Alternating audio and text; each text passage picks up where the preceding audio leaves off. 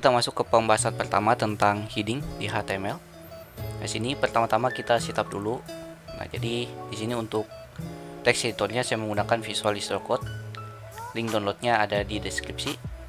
Nah, pertama-tama kita buat lokasi dari file kita dulu ya.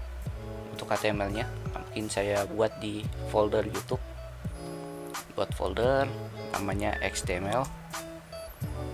Kita select foldernya. Nah, di sini sudah terbuka. Nah, pertama kita buat filenya dulu, index.html. Contoh nama filenya index ya.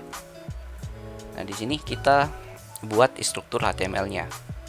Nah, kalau teman-teman sudah install Visual Studio Code, itu caranya tanda seru, nanti akan muncul autocomplete-nya. Tapi kalau tidak muncul, tinggal klik Ctrl kemudian spasi. Kita klik yang paling atas. Nah, langsung terbuat satu struktur HTML-nya. Mulai dari HTML induknya, .type, head, dan juga bodinya. Sini kita atur di bodinya. Ya akan tampil di web browser-nya. Nah, pertama kita buat dulu tentang heading. Sini heading ada namanya heading dari H1 sampai H6 batasnya. Sini H2 tag pembuka dan tag penutupnya. H2, nah ini H3, 4, dan yang ini H5 dan H6. Nah, heading ini itu akan menampilkan sebuah teks dengan ukuran yang berbeda-beda. Nanti ukuran teks untuk H1 itu akan lebih besar dibanding ukuran H2, 3, 4, dan 5, dan 6. Nah, dan ukuran yang paling kecil nanti yaitu ukuran H6. Nah, sebenarnya masih ada lagi. Kalau teman-teman ingin atur ukurannya, ada juga yang namanya small. Itu juga untuk atur ukuran dari fontnya. Contoh sini judul baru contohnya. Kita save file, save. Saat kita jalankan, nah tampilannya seperti ini. Judul 1, 2, 3, 4, 5, 6. Nah, sini kita bisa lihat jadi H1-nya itu lebih besar dibanding H6. Jadi di sini kita bisa simpulkan kalau penulisan dari headingnya semakin tinggi nilainya, maka ukuran dari fontnya itu akan semakin kecil.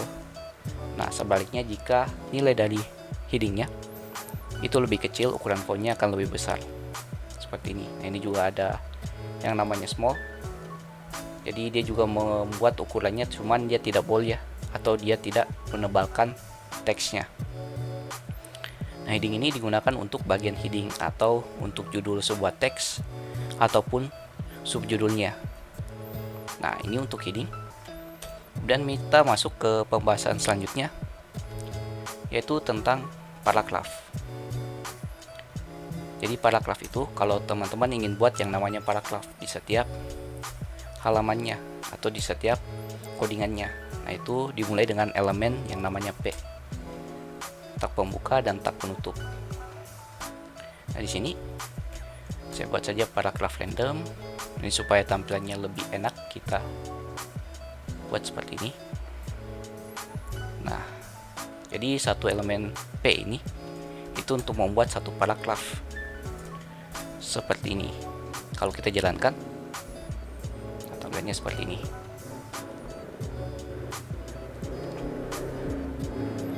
Jadi untuk satu P itu untuk membuat satu buah paragraf. Kalau kita perbanyak,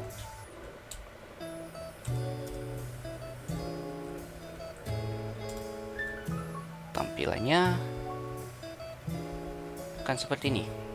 Jadi untuk satu elemen P itu untuk akan membuat satu buah paragraf di dalamnya. Nah, kemudian bagaimana caranya jika di setiap teksnya ini saya ingin buat baris baru? Contohnya di setelah kalimat kulpa ini saya ingin buat baris baru. Jadi quizquan ini itu masuk ke baris barunya di baris kedua. Nah, caranya kita bisa gunakan yang namanya nested element. Jadi dalam penulisan elemennya kita buat elemen baru. Nah, di sini di kalimat kulpa ini kita bisa kasih yang namanya empty element, nama elemennya itu black. penutupnya. Jadi apa itu empty element? Yaitu elemen yang tidak memiliki tag penutup atau tidak ada tag penutupnya, seperti elemen P ini tadi. Dia ada tag penutupnya. Kalau BL ini atau break, dia tidak memiliki tag penutup. Kalau kita save, saya jalankan lagi. Nah, tampilannya kan seperti ini. Nah, ini untuk paragraf. Kemudian kita lanjut ke pembahasan selanjutnya tentang yang namanya list. Nah, untuk list sendiri itu terbagi atas dua. Ada yang namanya UL atau unorganized list atau list yang tidak berurut. Ada tag pembuka dan tag penutupnya. Ada juga OL, yaitu organized list, yaitu list yang berurut. Nah, UL ini kita bisa masukkan berapa banyak list yang kita ingin masukkan untuk list dengan tipe unorganized list atau list yang tidak berurut. Sini kita masukkan list. Contoh di sini list pertama, list kedua, ketiga, dan satu lagi list keempat.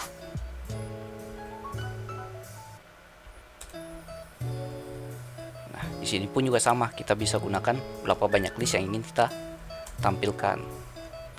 Sini list 1, 2, 3, dan 4. Kalau kita jalankan, nah tampilannya seperti ini ya.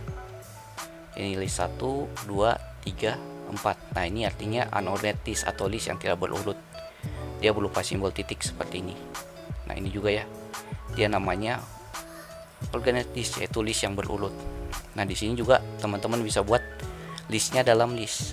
Contoh, di dalam unorganized list ini kita juga bisa masukkan organized list di dalamnya. Contoh, berarti di sini dalam LI pertama kita bisa gunakan lagi UL. Kita buat list 1, sublist 1,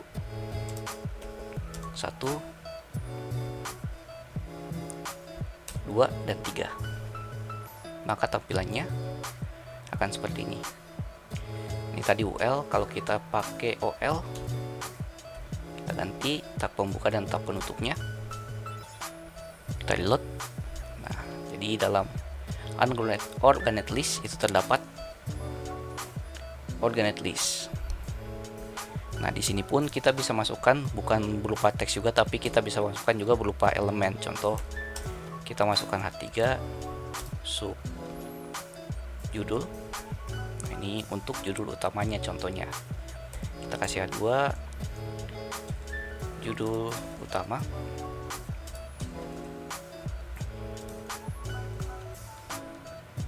Nah, di sini kita juga bisa gunakan yang namanya paragraf. Seperti ini. Maka tampilannya lebih menarik ya, dan lebih terstruktur nantinya. Nah, ini untuk pembahasan list.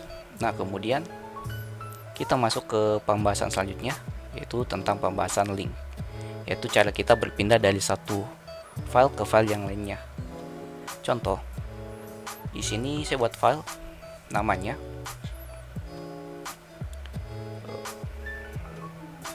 home.html contohnya. Nah, cara kita mengarahkan dia ke sini, terus sini saya kasih saja namanya halo, selamat datang.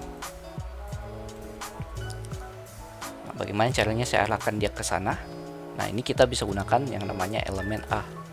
Kita bisa simpan di dalam elemen ataupun di luar dari elemennya. Contoh, kita masukkan di elemen P ini, di tengah-tengah teksnya. Contohnya kita kasih sebuah link. Nama linknya, klik di sini. Nah, kemudian di sini atribut hrefnya itu digunakan untuk kita arahkan ke file lainnya nantinya. Nah, di sini kita sebut nama filenya home.html. Pada saat kita jalankan, atau sini kita reload saja. Nah, pada saat saya klik linknya, yang klik di sini, dia akan arahkannya ke home.html. Nah, ini kan kalau dia dalam satu folder. Nah, HTML dan juga home HTML-nya ini berada dalam satu folder. Bagaimana jika dia berada di folder yang berbeda? Contoh home HTML-nya saya buatkan subfolder. Contoh nama foldernya page. Kita cut masuk di folder page-nya. Nah, cara kita panggil home HTML-nya akan berbeda. Dia tidak langsung dipanggil nama filenya, tapi kita harus masuk dulu ke foldernya, page, kemudian slash nama filenya home.html. Maka nanti akan jalan seperti ini. Kita klik. Nah, dia harus masuk dulu ke folder page, habis itu masuk ke folder home.html. Oke, mungkin ini sedikit tentang pembahasan tentang heading, paragraf, dan juga link dan list di HTML-nya. Kita ketemu di video berikutnya.